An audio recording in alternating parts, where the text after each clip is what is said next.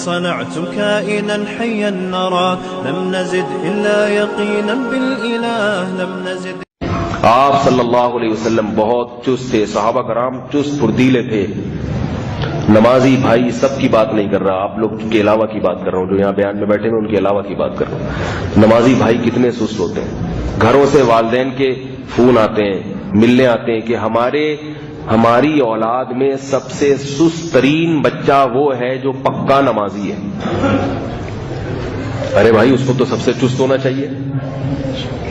پکا نمازی کا مطلب یہ کہ نماز پڑھنے میں پکا ہے، باقی نماز میں بھی ٹائم میں آگے پیچھے ہوتا ہے. وہ ہمارے محلے میں ایک صاحب تھے، وہ ہمیشہ آخری صف میں آتے تھے اور ایک رکعت ان کی نکلتی تھی فجر میں.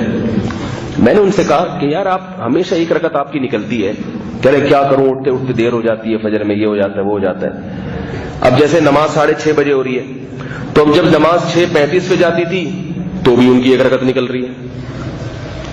ہم کہتے تھے یار اب چلو وہ آپ کی نیند پوری نہیں ہو رہی، ٹھیک ہے نا، اب جب 5 منٹ نماز آگے چلی گئی تو اب تو پوری دور ملنی چاہیے. کہ یار وہ کیا کروں، یار وہ ایسا ہوتا ہے، یار وہ ایسا ہوتا ہے. پھر جب نماز ہوتی تھی 6:40 پہ، پھر ان کی ایک رکعت نکل رہی ہے. کچھ اس قسم کے لوگ تھے. کچھ ایسے تھے جن کی 2 رکعتیں وہ بالکل تشہد میں آ کے امام کے ساتھ.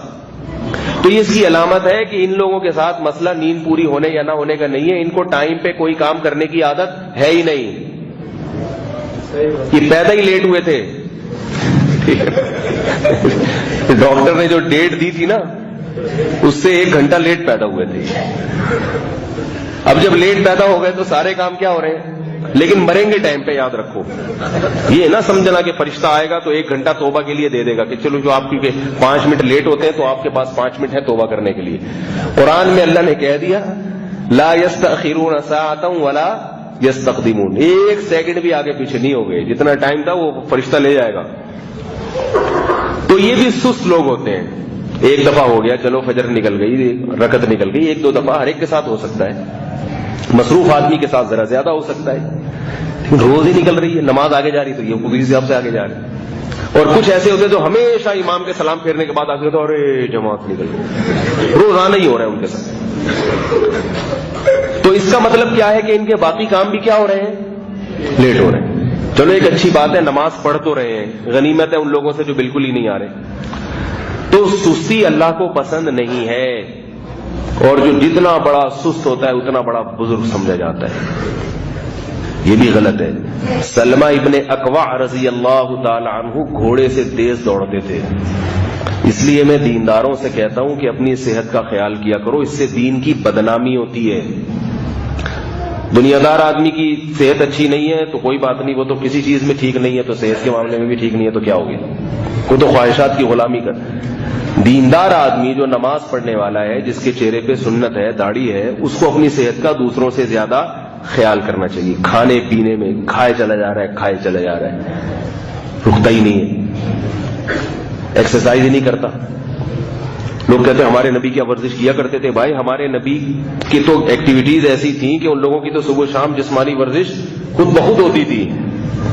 آپ تو آفس میں جا کے بیٹھ جاتے ہو کمپیوٹر کے سامنے، انگلیوں کی ورزش ہو رہی ہے، وہ بھی تھوڑا سا، اس میں بھی کہتے ہیں ایکچولی میں آج بہت تھک گیا ہوں. کیا ہے تم نے بھائی، تم تھک گئے ہو، ایئر کنڈیشن روم میں بیٹھے ہوئے ہو، سارے کام تمہارے کمپیوٹر کر کے دے رہے ہیں. تھکاوٹ نہیں ہے، تھکائیں اپنے جسم کو، جاگنگ کیا کریں. دینداروں کی بات کر رہا ہوں میں.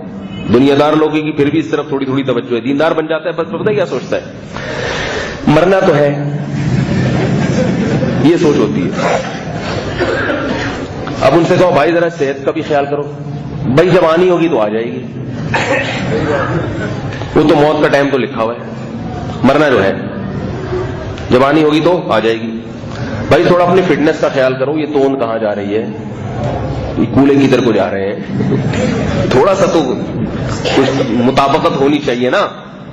اتنا ڈفرینس جو ہے یہ ذرا نقصان دہ. تو جواب دیتے ہیں کہ بھائی کیا فٹنس پہ کیا ملے گا، قبر میں جائیں گے تو کیڑوں نہیں تو کھانا ہے نا. کھانا کس نے، قبر کے کیڑوں نہیں تو کھانا ہے. تو کیڑوں کو، تو ایک صاحب مجھ سے کہہ رہے ہیں، میں نے کہا کیڑوں کو کھلانے کے لیے کچھ جسم کو بنا لو یار. کیڑے کھاتے ہوئے ان کو تو مزہ آئے گا، بس ہم کچھ کھا رہے ہیں. یہ تو میں نے کہا باڈی اس قسم کی ہے کہ کیڑے بھی اس کو شوق سے نہیں کھائیں گے. ٹھیک. تو یہ دماغ میں ہے کہ کیڑوں نے تو کھانا ہے. نبی صلی اللہ علیہ وسلم نے موٹاپے کو پسند نہیں کیا. آپ بھی تو یہ کہہ سکتے تھے کہ کیڑوں نے تو کھانا ہے، تو کیا ضرورت ہے؟ آپ صلی اللہ علیہ وسلم کا جسم کتنا خوبصورت تھا. قبر میں تو آپ صلی اللہ علیہ وسلم نے بھی جانا ہے، اور گئے آپ صلی اللہ علیہ وسلم بھی قبر میں. ٹھیک ہے آپ کی جسم محفوظ ہے، مگر جسم لوگوں سے تو چھپ گیا نا. یہ ہمارے اکابر کا، ہمارے بزرگوں کا طریقہ نہیں تھا اپنی صحت کا خیال نہ رکھنا. اگر صحت کا خیال نہ رکھنا یہ کوئی اچھا کام ہوتا تو اللہ قرآن مجید میں ان خوراکوں کا ذکر کیوں کرتے جو صحت کے لیے ضروری ہیں؟ ان خوراکوں کا ذکر کرتے جو صحت کے لیے نقصان دیں. چائے کا ذکر ہوتا قرآن میں، گٹکے کا ذکر ہوتا، تمباکو ہوتا، چرس ہوتی، ہیروئن ہوتی، سگریٹ ہوتی، قہوے ہوتے. کیا خیال ہے؟ قرآن میں جہاں بھی ذکر آیا ہے انار کا، انگور کا، انجیر کا، اور کیلے کا ذکر بھی ہے.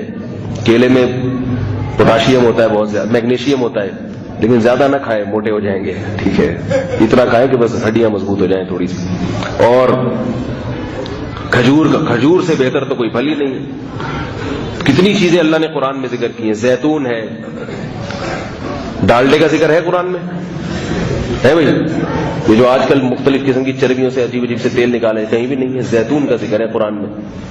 مچھلی کا ذکر ہے، لحمن طریا، تازہ گوشت مچھلی. تو ایسی پرندوں کے گوشت کو اللہ نے جنت میں رکھا ہے. جنت میں اس کا مطلب ہے پرندوں کے گوشت میں کوئی خاص بات ہے جو اللہ نے جنتیوں کا پھل کس کو بنایا ہے؟ سوری، جنتیوں کی خوراک پرندوں کے گوشت کو بنایا ہے. اس کا مطلب پرندوں کے گوشت میں کوئی خاص چیز ہے. شکار کیا کریں تفریح کے لیے، جائز تفریحات جائز. بس یہ بات ختم کرتا ہوں. جائز تفریحات جائز. ہمارے نبی صلی اللہ علیہ وسلم نے فرمایا ارمو فإن أباكم كان رامیا. تیر اندازی سیکھو، شکار کیا کرو. حدیث میں شکار کے الفاظ لیکن مفہوم تو وہی ہے نا. تیر اندازی سیکھو اس لیے کہ تمہارے باپ اسماعیل علیہ السلام تیر انداز تھے. حضرت اسماعیل کا گزر بسر کیسے ہوتا تھا؟ جنگلوں میں نکل کے شکار کرتے تھے اور شکار کر کے جانور کھایا کرتے تھے. تو جب شکار پہ پابندی ہٹا کرے، سارا سال تو پابندی نہیں رہتی نا، تو ہٹا کرے تو بندوقیں لے کے چلے جایا کریں، شکار کریں. یہ جائز تفریح ہے. اس سے دماغ فریش ہوتا ہے، پیغمبروں کی سنت پر عمل ہوتا ہے، صحت بھی اچھی ہوتی ہے. آج تفریح کے لیے سینما گھر چلے جاتے ہیں یہ بچوں کو لے کے، انٹرنیٹ پہ بیٹھ جائے گا فلمیں دیکھنے کے لیے. اس تفریح سے صحت بھی برباد، دماغ بھی خراب، اور کمر کے موہرے کی سیٹنگ کیا ہو جاتی ہے؟ کمر میں گھنٹے گھنٹے بیٹھا رہے گا تو کمر تو آؤٹ ہو جائے گی نا اس کی. صبح اٹھتا ہے تو پھر ایسا ہی رہتا ہے جس زاویے میں بیٹھا ہوا تھا نا. کمر کے مسائل کھڑے ہو رہے ہیں انٹرنیٹ پہ بیٹھنے کی وجہ سے. فیس بک پہ گھنٹوں گھنٹوں بیٹھے رہتے ہیں. تو یہ تفریحات کیا کریں یہ والی. اللہ تعالی ہم سب کو سمجھنے کی، عمل کرنے کی توفیق عطا فرمائے.